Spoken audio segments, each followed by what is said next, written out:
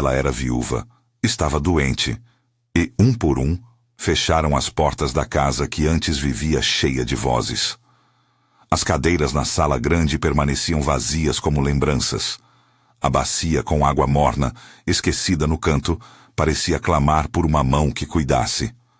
Lá fora, a neblina subia do rio e enchia os campos, como se o mundo inteiro quisesse esconder algo que ninguém mais queria enfrentar. A fragilidade daquela mulher que durante anos fora o pilar da pequena comunidade de Santa Fé. Ninguém esperava que a doença viesse tão rápida.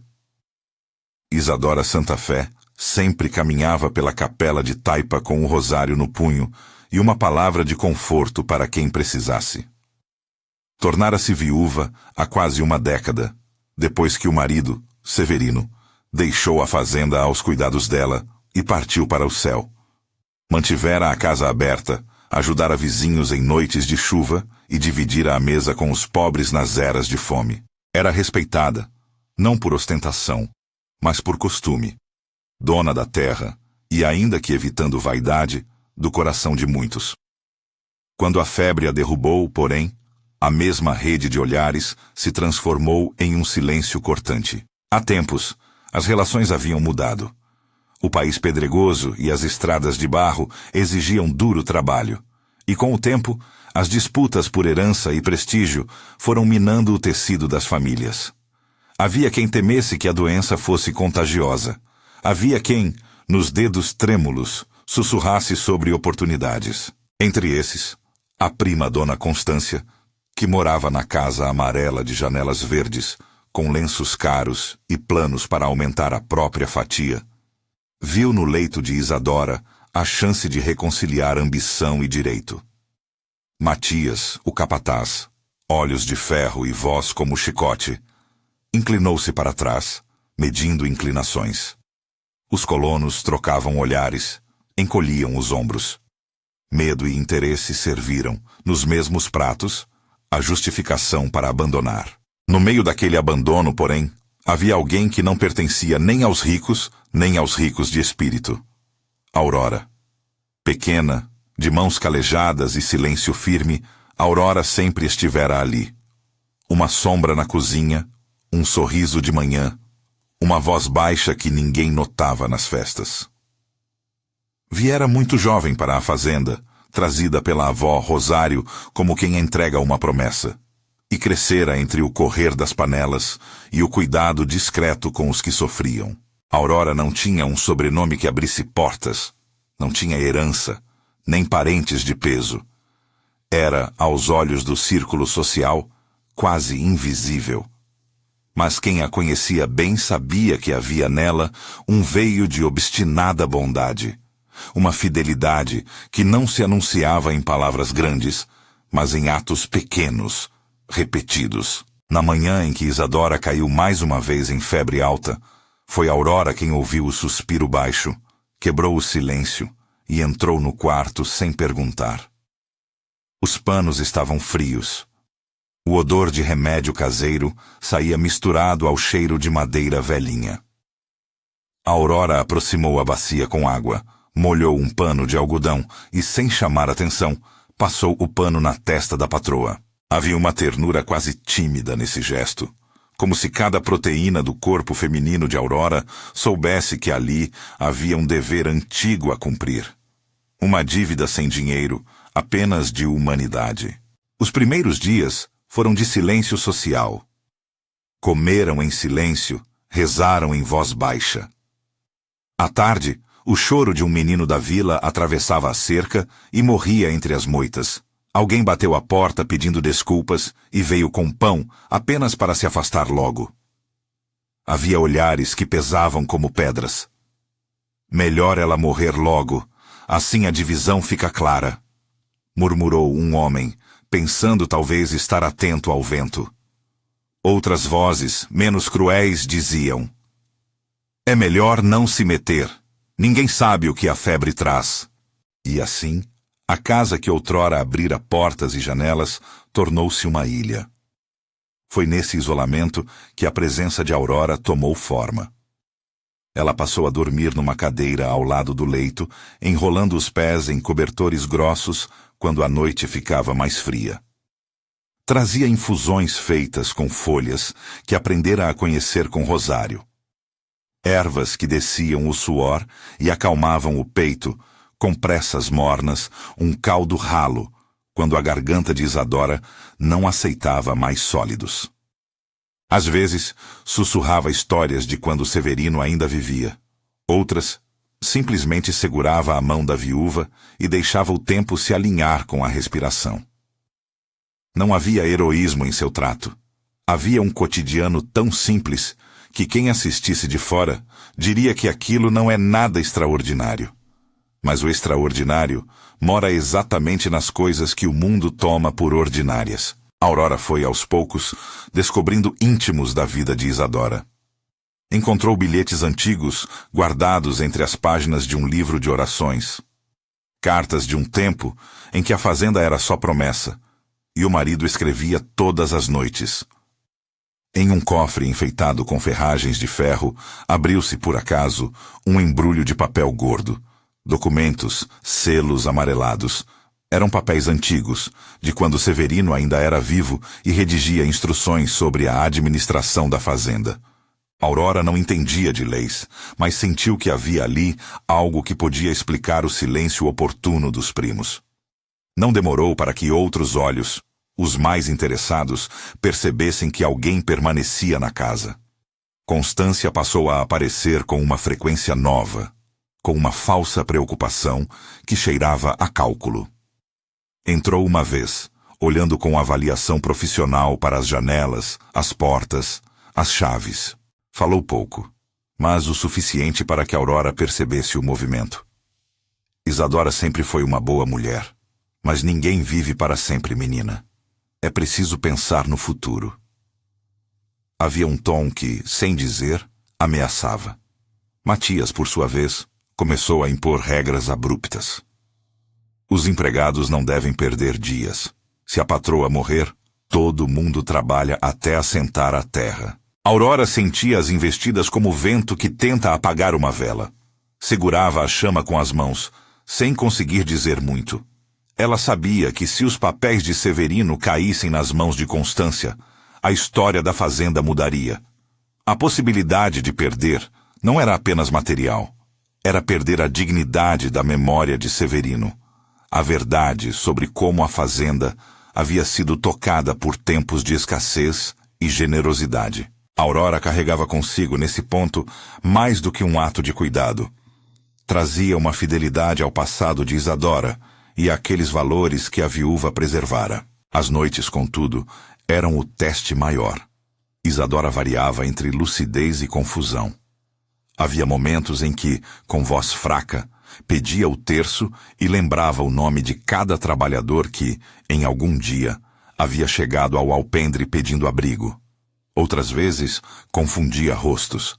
Via o espectro de um amigo morto e chorava, como se a saudade apertasse um nó na garganta. Numa dessas noites, Aurora encontrou Isadora com os olhos brilhando para a parede, onde repousava a imagem de Nossa Senhora, pequena, pintada à mão. Sem grandes palavras, Aurora acendeu uma lamparina e ajoelhou-se. Não era uma oração longa, mas foi sincera. Senhor, dá coragem a quem fica, murmurou, porque naquele instante, ser forte era a única forma possível de oração. A comunidade do lado de fora murmurava. O padre da capela, homem de voz retumbante, deixou de visitar com a frequência que se esperava. Diziam que era delicado demais, que havia que evitar perigo. O juiz da comarca, Dr. Almeida, amigo antigo de Severino, visitou apenas uma vez, demorando os olhos sobre a testa quente de Isadora e dizendo palavras que mais soavam como conselhos do que certezas jurídicas. Temos de ter calma. Quando a senhora estiver melhor, a lei fará o que a lei deve. Não havia nas suas palavras promessas milagrosas, apenas uma esperança tímida de justiça. Isso bastava, às vezes, para que Aurora guardasse um fio de confiança e o trançasse em suas ações diárias. Aurora sabia, com um aperto no peito, que não poderia manter tudo em segredo. A família de Constância começara a conversar com advogados na cidade. Rumores de uma disputa pela escritura vieram como aves de mau agouro. Numa tarde de chuva, enquanto lavava a louça e o som das gotas no telhado fazia um compasso triste, Aurora encontrou novamente o cofre. Dessa vez, o embrulho aberto revelava algo mais claro, um documento com selos e rabiscos de tinta, com o nome de Severino e um carimbo que lembrava o cartório. Não compreendia completamente o alcance, mas o coração lhe disse que ali havia uma prova, uma coisa real. A prova poderia anular as intenções de Constância, mostrar o que era de direito. Era um fio de verdade que poderia segurar a casa. Ao mesmo tempo, a febre de Isadora dava erupções, vinha e passava. Aurora, que mal dormia, notou que nas horas de maior clareza, a viúva murmurava sobre uma pequena caixa enterrada no sótão, junto a um vestido de casamento. Severino sempre guardou segredos para me proteger, dizia com a voz esfarelada. Se alguém quiser desenterrar o que é certo, que encontre. E então a memória se desfazia. Aurora passou a procurar aquilo com a paciência de quem remexe no passado alheio, respeitando limites. Abriu o sótão uma noite com lanternas a óleo, separados os panos, achou o vestido, e por baixo, um caixote de madeira com serradura grossa. Dentro, um pequeno livro de notas, algumas cartas de Severino, e enrolado num pano azul, um papel carimbado com mãos que tremiam de emoção, uma escritura parcial, um reconhecimento de dívida, uma linha que, lida com o tempo, poderia ser a prova que precisava. Guardou o papel perto do peito, com medo de que um vento de ganância a tirasse dali. Aurora sabia, no entanto, que não podia ficar guardando segredos eternamente. A escrita de Severino era clara em algumas linhas. Não um testamento formal, talvez, mas uma declaração de intenções, de que a terra era para Isadora e que a administração deveria ser justa. Não bastava. Talvez um juiz precisasse ver o documento. Doutor Almeida era homem de palavra, mas o caminho até a cidade tinha um rio pelo meio e uma ponte pêncil, que rangeu mais de uma história nas noites de inverno. Quando Aurora contou a Matias que havia encontrado papéis, ele riu com desdém. Sua carranca endureceu. Papéis se compram e se vendem, disse, com aquela voz que usava para impor ordem no terreiro. É preciso ver o que valem na prática. Se Isadora não puder assinar, o que valem? Havia uma ameaça nas entrelinhas. Aurora respondeu apenas com a firmeza que a vinha moldando. Vale, eu vi. E eu sei que o que está ali deve ser respeitado. Matias apressou-se a recomendar que Aurora procurasse o advogado da cidade, mas sempre com olhares de soslaio, como se quisesse registrar o documento sem que ninguém notasse. A decisão de agir começou a tomar corpo numa madrugada sem lua. Isadora estava instável. Os remédios caseiros pareciam apenas dar tempo. Aurora arrumou uma trouxa com pão, manteiga e o papel enrolado em tecido impermeável. Sabia que a travessia até a vila para falar com Dr. Almeida exigiria coragem. A ponte pêncil tremia sob o peso de quem ousasse cruzá-la. E a estrada ficava lamacenta, rápida a devorar botas comuns. Mas a coragem de Aurora tinha outro aspecto. Não era falta de medo, mas a escolha de caminhar, apesar dele. Antes de sair, ajoelhou-se ao lado do leito e abanou a lamparina, como se em cada chama coubesse uma promessa. Não havia oração decorada, apenas palavras simples, um pedido que macerava a fé em algo prático. Senhor, dá força às pernas que vão buscar o que é certo. Guarda quem aqui ficou. Ao atravessar o quintal, a lua surgia timidamente, e os primeiros passos soaram grossos nas pedras. O vento empurrava a neblina, e Aurora viu pela última vez antes da estrada a casa maior envolta em sombras. Era um momento de ponte entre o que passara e o que poderia ser.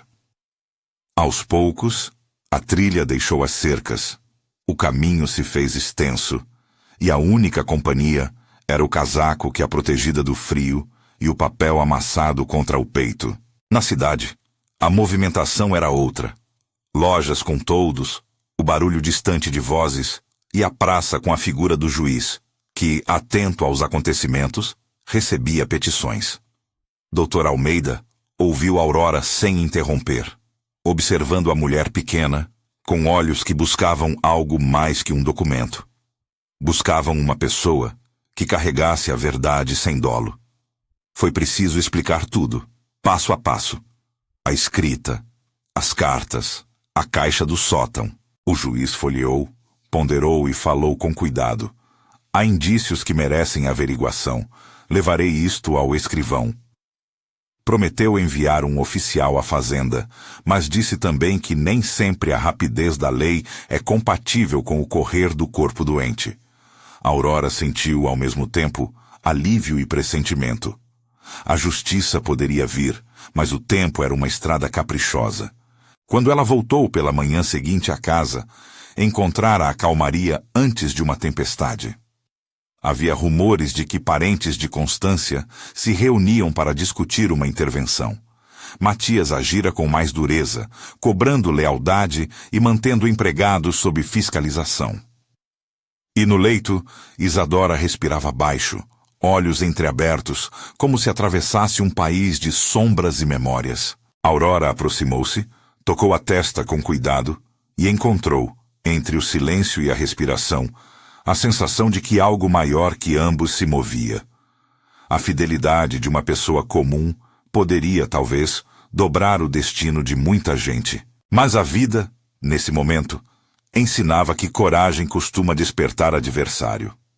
Ao cair da tarde, enquanto Aurora lavava a bacia e deixava as mãos na água, ouviu passos pesados. Matias apareceu na soleira, com o olhar fechado. Ao lado dele, 2 homens que trabalhavam nas terras pararam, febrilmente observadores. Constância, com lenço na cabeça e a postura de quem foi forjada no mundo dos jogos, entrou sem bater. Trouxe um papel em mãos e um sorriso que parecia polido. «Vim ver como vai a prima», disse com falsa brandura. Seus olhos, porém, buscaram o cofre como um animal fareja a presa. Aurora sentiu o corpo apertar. As palavras de Constância eram suaves, mas tinha nas pregas dos dedos um desejo de investida. A senhora está melhor. Precisamos conversar sobre a administração. Não podemos ficar sem decidir. Havia mais do que cuidado na fala. Havia cálculo. Matias olhou para Aurora por um segundo e, sem disfarçar, disse: Se Isadora não puder dirigir, as decisões precisam ser tomadas por quem tem cabeça. A sombra da intimidação se estendeu. Aurora colocou-se diante do leito com a coragem que se adquire diante do perigo. Quem tem cabeça é quem tem coração. E o coração de Isadora diz que ela quer que a verdade se conheça. O clima enrijeceu. Constância sorriu como quem segura cartas boas na manga. A verdade será vista no tempo, mas precisamos agir com prudência. Ao dizer isso, tocou levemente o ombro de Isadora, como se um gesto fosse suficiente para tomar posse. Aurora percebeu que a batalha agora não seria apenas por papéis. Seria por quem estava autorizado a falar, por quem teria voz naquela casa. A presença silenciosa de Aurora, que até então parecia invisível, começava a irritar. Havia, no gesto de permanecer, um ato de resistência que atrapalhava interesses antigos. Nos dias seguintes, os movimentos se entrelaçaram como linhas de um tear. A saúde de Isadora oscilava, as investidas de Constância aumentavam, e a ação de Aurora expandia-se, não apenas em cuidar, mas em recolher indícios e sussurros. Enquanto lavava o chão da capela com água quente para que as homenagens à noite acontecessem sem rumor, ouviu conversas sobre terras vizinhas, sobre contratos que Severino assinara e sobre obrigações esquecidas. Um velho, que tantas vezes recebera migalhas de pão, comentou baixinho. Se a senhora Isadora sumir, logo aparece quem vende tudo para pagar contas. As palavras eram duras, mas o tom era de experiência. Homens e mulheres aprendem a ler o vento pelas fachadas. Aurora começou a coordenar uma rede silenciosa. Pediu a ajuda de Rosário, que lembrava de épocas longas. Conversou com alguns colonos que ainda tinham coragem de dizer a verdade. Cada um trouxe uma peça. Um pedaço de lembrança, um recibo há muito guardado, uma testemunha que lembrava de Severino assinando algo numa noite. O que antes era fragmento virou mosaico. Aurora costurava aquilo tudo com paciência, como quem remenda uma roupa de esperança. Não fazia barulho. Suas ações eram calmos passos de quem sabe o valor do tempo. E mesmo assim, a presença dela já perturbava o jogo de interesses. Certa noite, ouviu-se um choro abafado vindo do corredor.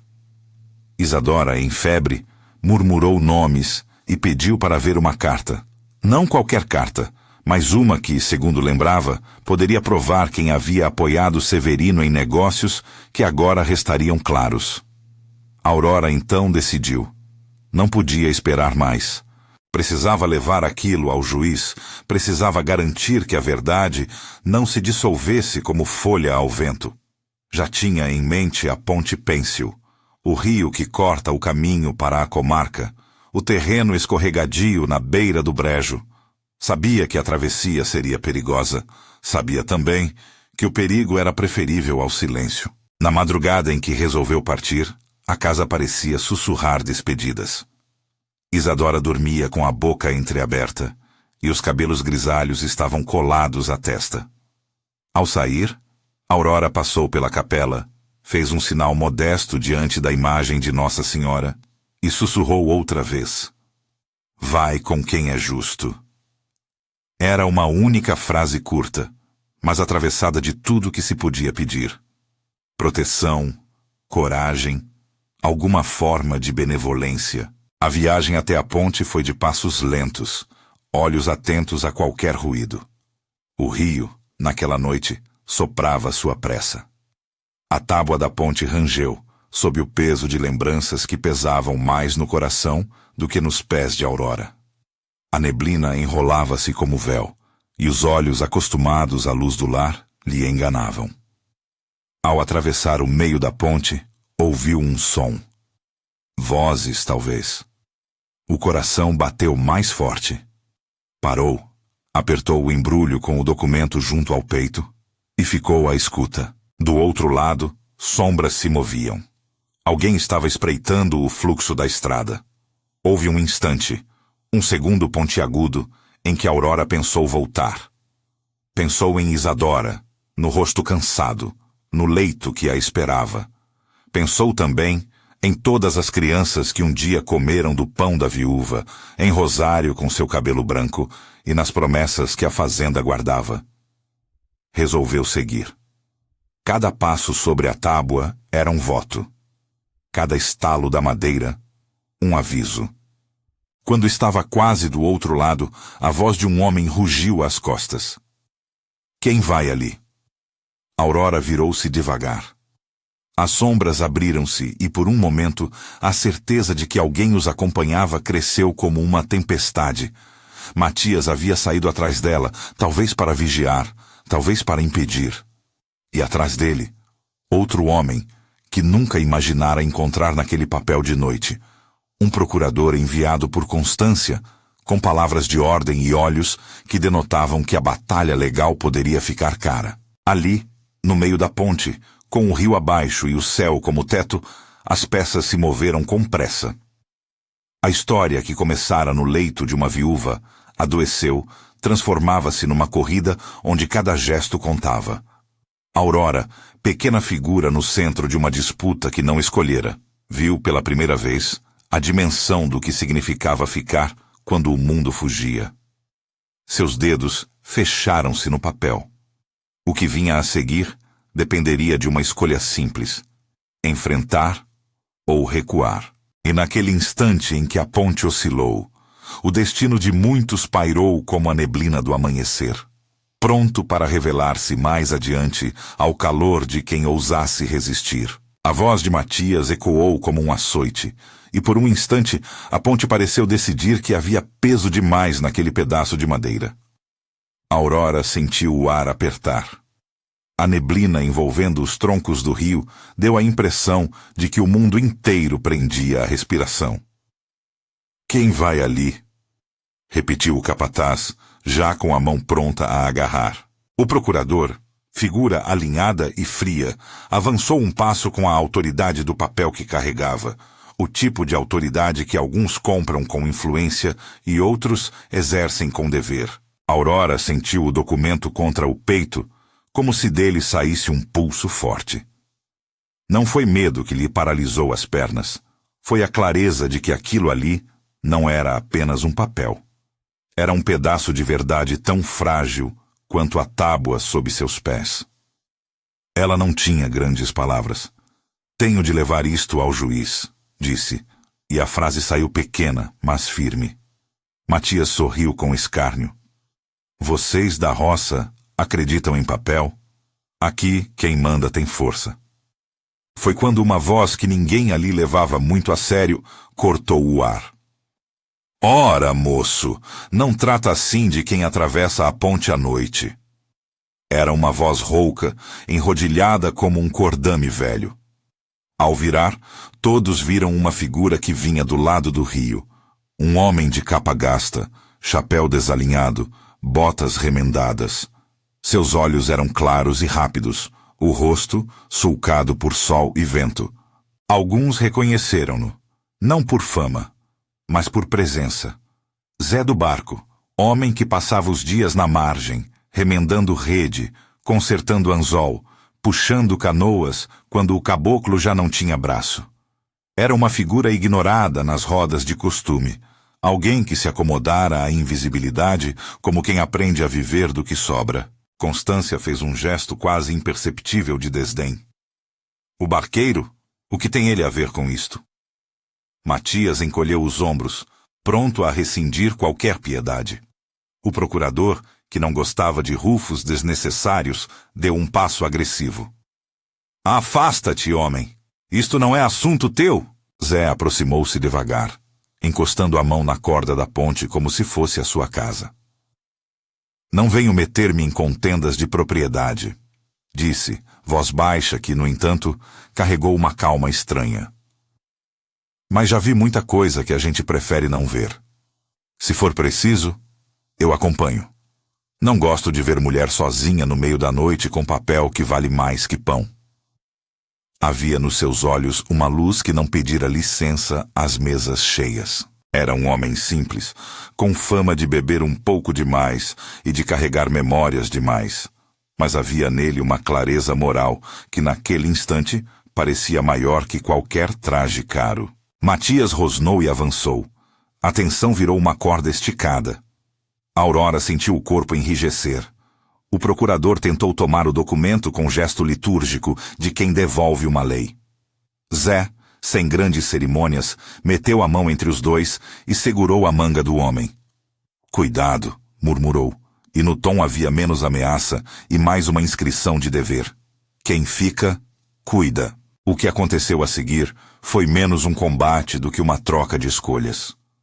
Matias, acostumado a impor com força, viu que havia ali menos carne para partir e mais resistência moral do que imaginara. O procurador, que contava com a melhor parte do jogo já ganha, teve que recuar diante de um homem que, por simples costume de Ribeira, sabia o valor de uma palavra dita no momento certo. Zé não ergueu a voz. Não precisou. Apenas colocou-se entre a aurora e a violência possível, não porque fosse destemido, mas porque reconhecera em pouco tempo que naquele papel estava o resto da vida de uma mulher que ninguém mais defendia. "Levem-no à cidade", disse Matias por fim, sem esconder o ranço. "Que esse juiz decida." A voz saiu mais dura por baixo de um nó de frustração. Os homens recuaram de forma tensa. A aurora seguiu, passos rápidos e incertos. Zé acompanhou-a pela ponte, andando no limite entre a sombra e a luz. Ninguém fez festa por aquela travessia. Ninguém deu palmas. Mas ao chegar ao outro lado, enquanto as tábuas chiavam atrás deles, Aurora sentiu que aquilo fora mais do que vencer um bloqueio. Fora um primeiro ato de proclamar uma verdade.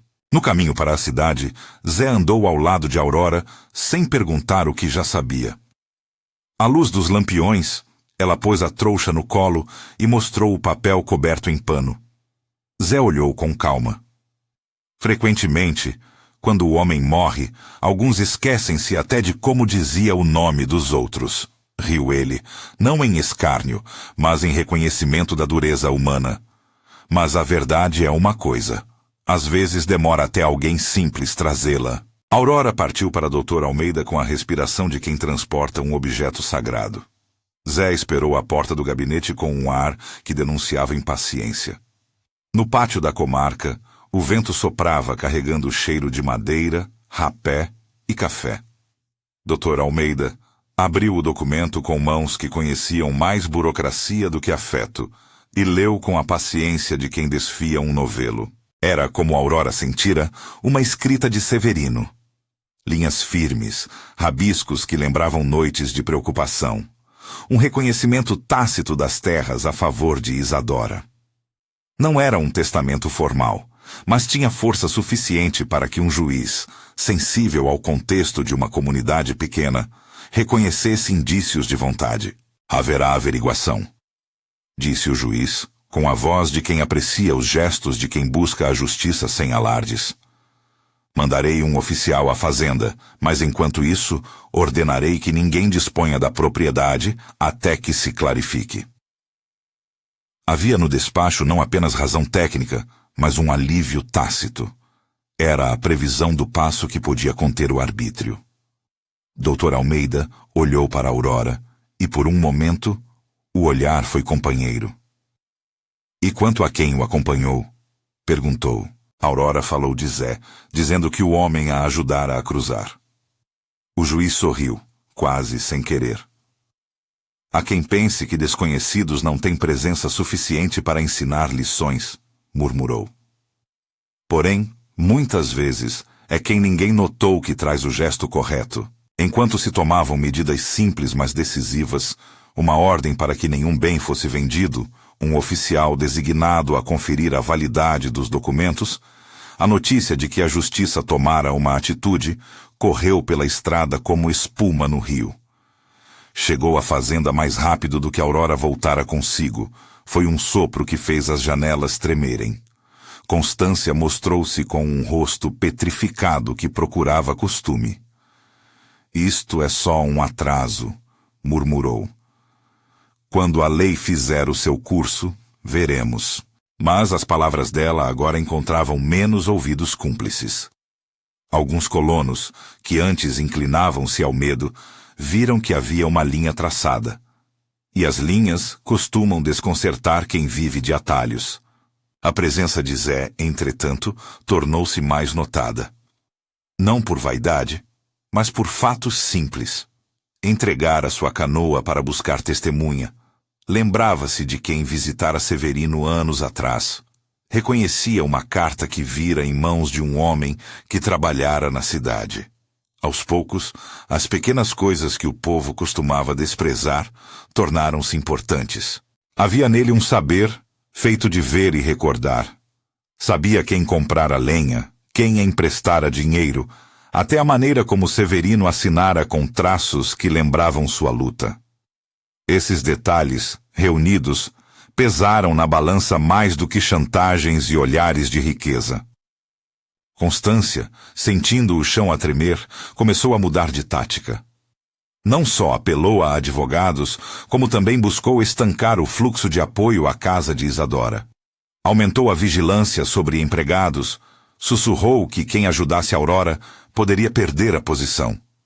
E houve quem, apavorado, afastasse-se. Porém, aquele movimento de intimidação encontrou uma resistência que já não vinha só de Aurora, mas de outros que, no silêncio, não aceitavam ver a senhora de sempre esmorecer sem luta. Rosário foi uma delas, a ancestral, com as mãos que conheciam amasso de pão e fé de rezas, levantou-se e, com a firmeza que só os anos dão, começou a recolher testemunhos. A acusação de Constância levou o caso ao ponto de fazer do quintal uma arena de olhares. Matias, que vivia de impor medo, sentia que o sopro do poder dali não lhe pertencia por inteiro. A sua natureza violenta lia as coisas em termos de vantagem. Precisava, então, construir uma justificativa. Se Isadora não pudesse assinar, a execução prática do comando caberia a quem tivesse capacidade. Era a velha desculpa do mundo para rasgar o que é frágil.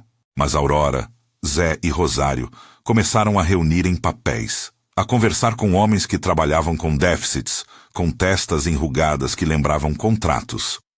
Um moleiro falou de um empréstimo pago, uma lavadeira contou de noites em que Severino havia dito não vender, e uma criança trouxe um recibo escondido no bolso. O procurador da cidade tentou cegar isso com formalidade. Contrastou testemunhos com reivindicações legais. Apontou que a escrita não era um testamento testado por firma pública. No entanto, a verdade se ajeitou não só em papéis, mas em histórias que compuseram uma rede de memórias. Dr. Almeida, homem de razão, também era homem de comunidade. Sabia que as decisões judiciais tinham mais força quando ecoavam justiça, e não apenas letra. Ordenou, então, que se fizesse uma audiência informal, com testemunhas presentes, um inventário simplificado e a verificação do cofre e do caixote do sótão. Foi o suficiente para que o plano de Constância emperrasse. A tensão atingiu o auge quando um oficial da comarca chegou à fazenda numa manhã de céu encardido, acompanhado de 2 guardas. Eles solicitaram que o cofre fosse aberto em presença de todas as partes. Constância reclamou, tentadora, alegando que aquilo era exposição demais, que a família poderia ser envergonhada. Matias, mais tarde, sugeriu que, para evitar tumulto, isolassem o cofre do povo. Mas o juiz, por meio de seu agente, exigiu presença pública. Havia, naquela decisão, uma intenção clara: dissolver sombras com luz. Aurora, que ouvia tudo com o silêncio de quem vive dias duros, assistiu enquanto o cofre era aberto. Cada passo era uma isca de emoção. Do içar das tampas saíram papéis, o perfume de madeira velha e, finalmente, o pacote com o pano azul. O documento foi puxado, lido em voz alta por 2 homens que não viam emoção nas palavras, apenas números e datas. O desconforto de Constância foi visível, como suor na testa. Matias evitava o olhar de quem esperava comando. Os seus músculos tremiam de medo da perda do controle. E então, alguém falou. Joaquim, o moleiro, homem de mãos grandalhonas e memória de ferro, ergueu-se. Vi Severino assinar isso, disse, a voz grave, e em cada sílaba havia o peso de noites insones. Outros confirmaram. O velho paraquedista, a mulher que cuidava dos porcos, lembraram de transações pequenas que, somadas, conferiam sentido. Doutor. Almeida fez uma pausa pensativa e, com a serenidade de quem decide pelo bem comum, declarou que havia fortes indícios de que os atos de Severino favoreceram Isadora e que até a decisão final, a administração da fazenda deveria ser provisoriamente mantida por quem a preservara. Não por coragem de posse, mas por fidelidade.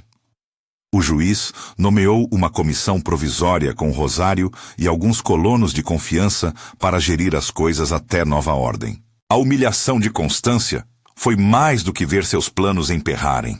Foi perceber que a comunidade, que antes a invejava pela etiqueta e lenços, agora conhecia o valor de quem decidira ficar. Houveram lágrimas e discussões. Houve também quem preferiu não ver e se afastou. Matias foi chamado ao gabinete para prestar esclarecimentos sobre os modos com que vinha conduzindo a vida dos empregados. A certa altura, teve de assinar um documento que o impedia de praticar atos que prejudicassem a posse até que tudo se esclarecesse. Não foi prisão, mas foi o recado. A lei não age apenas com mão de ferro. Ela pode, quando necessário, dessinar linhas de contenção. Aurora retornou à casa com o documento seguro, com o rosto cansado, porém sereno. Encontrou Isadora na cama, olhos mais claros numa tarde que prometia chuva. A viúva não voltou à plena saúde num passe de mágica. As doenças raramente cedem assim. Mas houve melhoras. A febre espichou para outras margens. A pele perdeu a cor de cera. E a voz, que antes vinha como fio, trouxe lembranças mais longas. Os dias que se seguiram foram costumeiros, cheios de cuidados repetidos, de sopas, de compressas e de histórias baixas. Ninguém prometeu uma cura total. Ninguém fez do rosto de Isadora um mural de milagres. Havia, sim, algo que se curava: o reconhecimento. As portas que antes se fecharam, juntaram-se de novo. E quanto ao homem que ninguém notara, Zé do Barco.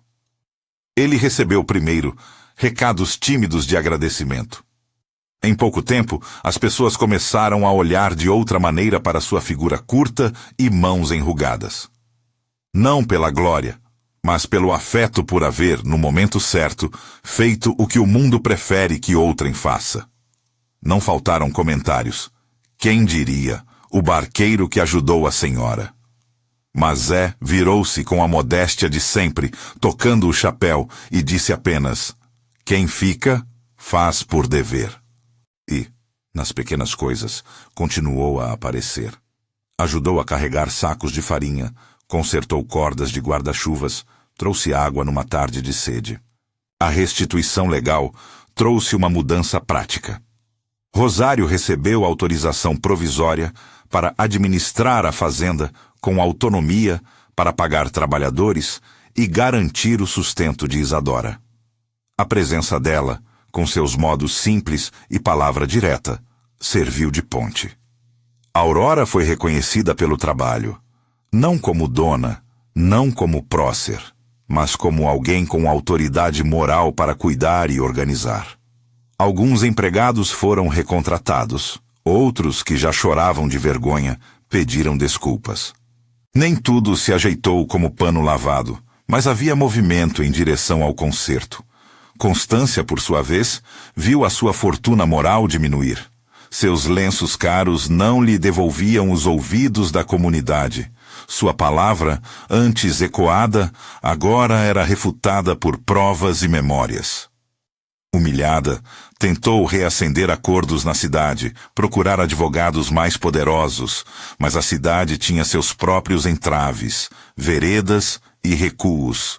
Parte da vizinhança viu, então, que por trás de suas roupas de riqueza havia um medo de não existir sem poder. A história não terminou com um castigo dramático. Terminou com a exibição da verdade. Ninguém vence apenas por trapaça quando a fidelidade insiste em voltar. O tempo, como sempre, fez sua parte. As estações passaram, a colheita veio, e uma festa simples tomou forma no terreiro. Não uma ostentação, mas um reconhecimento àquelas mãos que permaneceram.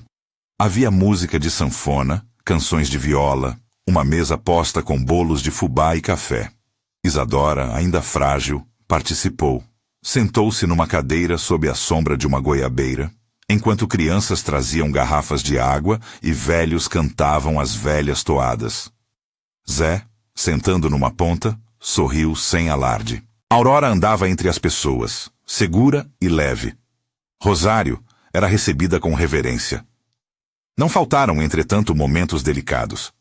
A recuperação de Isadora veio aos poucos, e houve dias em que ela recuava em silêncio, saudade de Severino, agitando-lhe o peito.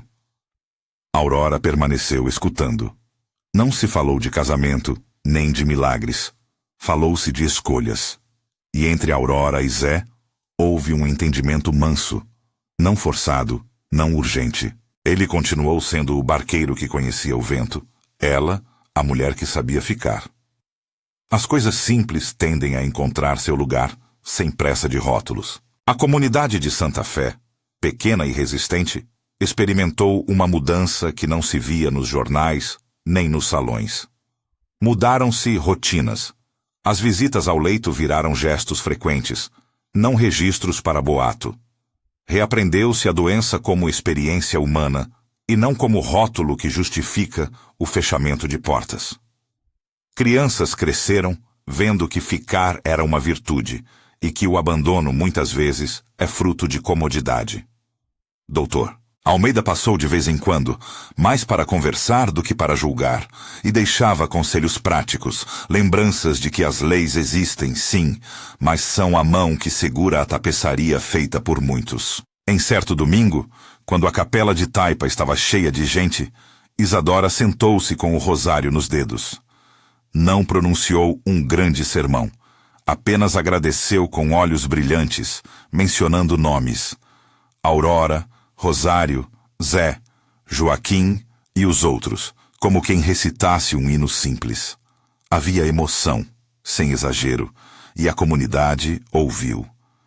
Havia também um momento silencioso, em que Isadora ergueu as mãos em direção à imagem de Nossa Senhora, com reverência e humildade. Nenhum milagre teatral foi exibido ali.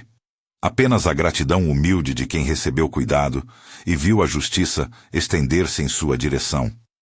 A notícia do que acontecera na fazenda circulou pelas estradas. Um desconhecido ajudara a manter a verdade. Uma viúva, deixada à beira do abandono, recebeu ajuda que salvou-lhe a casa. O que impressionava não era uma mudança espetacular, mas a invisibilidade tornada visível. O louro do reconhecimento cobriu humildes que, no passado, se alimentavam de olhares vazios. Pessoas que antes acharam que o senhorio das coisas bastava para existir, aprenderam que a posse sem povo é um buraco maior que a terra. E foram muitos os gestos pequenos que se multiplicaram depois. Alguém ensinou meninos a ler, uma senzala de memórias virou biblioteca de cartas antigas, e a igreja passou a acender uma lamparina em honra àqueles que cuidavam quando ninguém cuidava. Foi nesse tempo que Aurora, numa noite de lua cheia, sentou-se no alpendre com Zé e falou baixinho: "Você foi invisível até ontem." Zé deu de ombros. "Sempre fui, e sempre quis." O riso que se seguiu foi leve, mas ver-te foi o mundo me mostrar que cada um tem seu lugar. Não gosto de palmas, Aurora. Gosto de ver as coisas feitas. Os meses seguintes levaram os últimos movimentos legais a um ponto de entendimento. A escritura de Severino, mesmo não sendo formalmente redigida nos moldes mais puros do cartório, tornou-se base suficiente para que a propriedade permanecesse sob a administração que cuidara dela. Uma solução prudente foi encontrada. Isadora recebeu poderes administrativos renovados, com a supervisão de Rosário e de alguns colonos.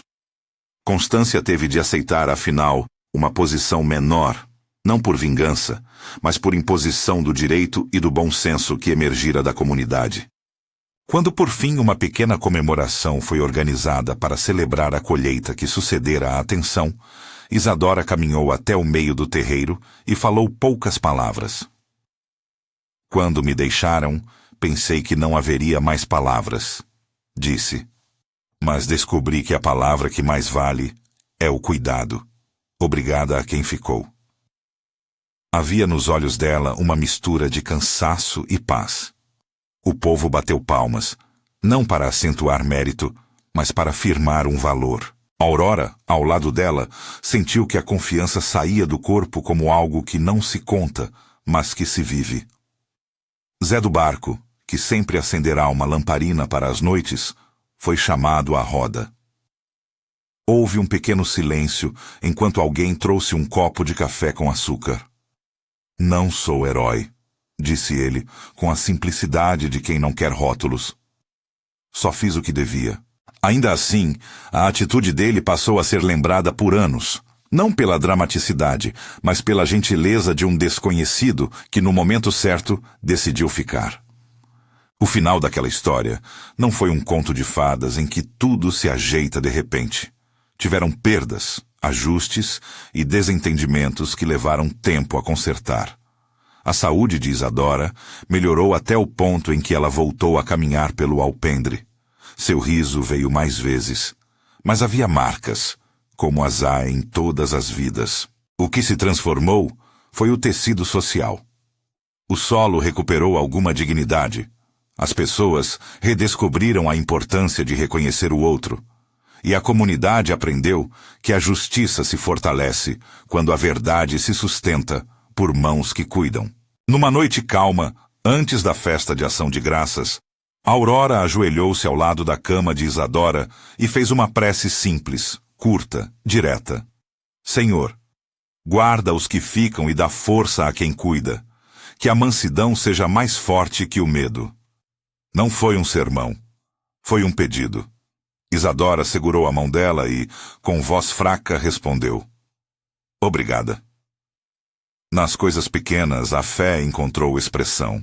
Quando a história passou de boca em boca nas fazendas vizinhas, o que mais chamou a atenção não foi o documento ou a decisão do juiz, mas uma atitude.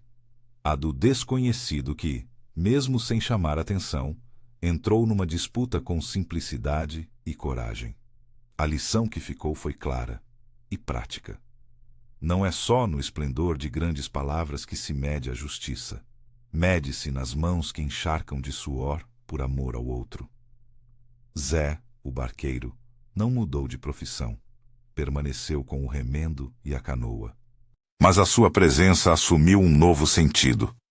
A de quem sabia que a pequena coragem cotidiana vale mais que a pompa que enche discursos.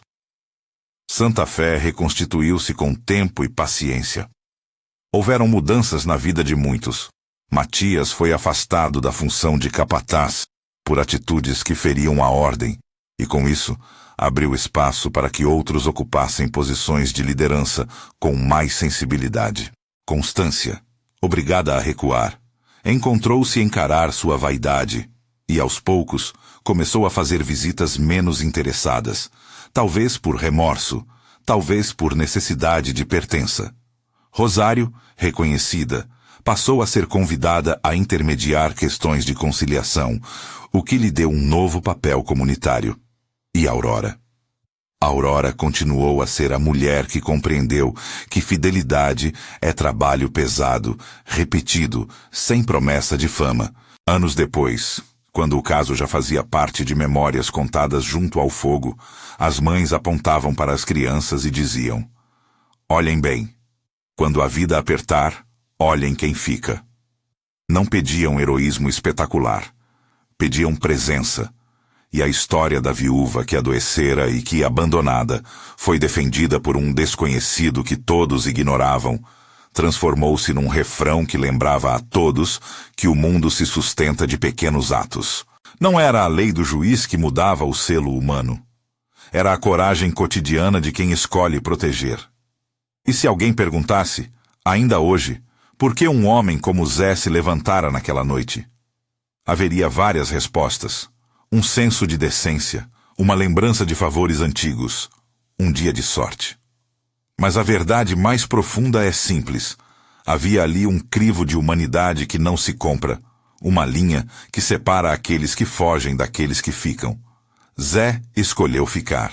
E foi essa escolha que, mais do que papéis e juramentos, devolveu a casa à sua dona e restaurou, aos poucos, a dignidade de uma comunidade. Se há alguma lição, é que não se subestime os gestos discretos. O mundo precisa de pessoas que, no silêncio, escolhem o cuidado. E quando o fizerem, as portas fechadas poderão, um dia, abrir-se de novo. Se esta história tocou seu coração, compartilhe-a com alguém que precisa de esperança hoje. E se quiser, faça uma breve prece agora, pedindo força para quem cuida e sensibilidade para quem observa. Senhor, dá-nos coragem para ficar e bondade para reconhecer quem fica ao nosso lado.